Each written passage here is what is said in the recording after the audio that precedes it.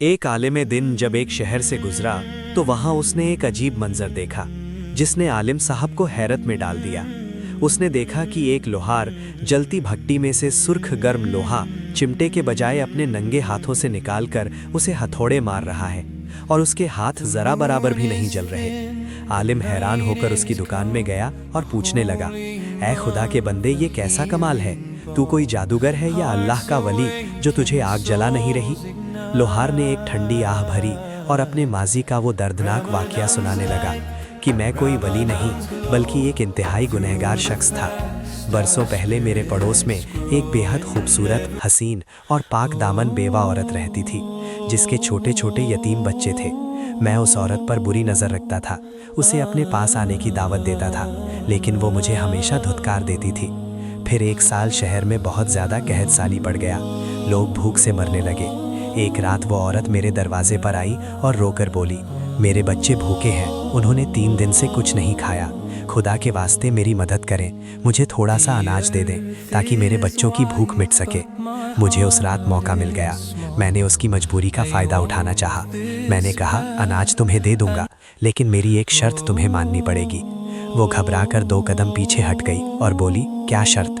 मैंने अपनी शर्त बताई, तुम्हें आज रात खुद को मेरे हवाले करना पड़ेगा। औरत ये सुनकर कांप उठी और रोती हुई वापस चली गई। 2 दिन और गुजर गए। तीसरे दिन वो फिर मेरे दरवाजे पर आई। उसकी हालत पागलों जैसी थी। उसने रोते हुए कहा, मेरे बच्चे मर रहे हैं, मैं तेरी शर्त मानने को तैयार हूँ, बस मुझे खाना दे दे। लोहार आलिम को बताने लगा। मैं उसे कमरे में ले गया और दरवाज़ा अंदर से लॉक कर दिया। फिर जैसे ही उसके करीब जाकर बैठा तो मैंने देखा कि उसका पूरा जिस्म कांप रहा था। वो आसमान की तरफ देखकर रो रही थी। मैंने पूछा, अब क्यों कांप रही हो? दरवाज़ा तो लॉक है, हमें यहाँ कोई नहीं देख रहा।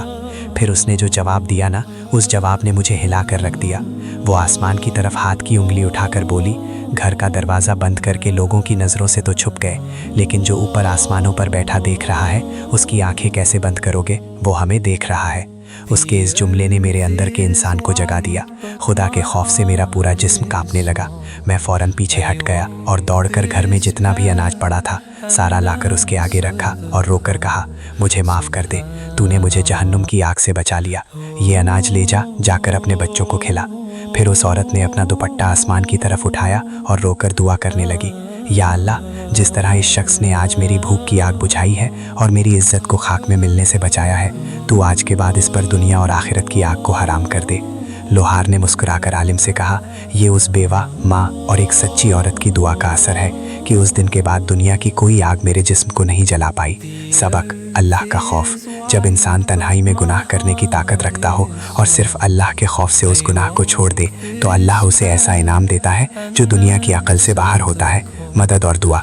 किसी मजबूर की मजबूरी का फ़ायदा उठाने के बजाय अगर उसकी मदद की जाए तो वो दुआ तकदीर बदल देती।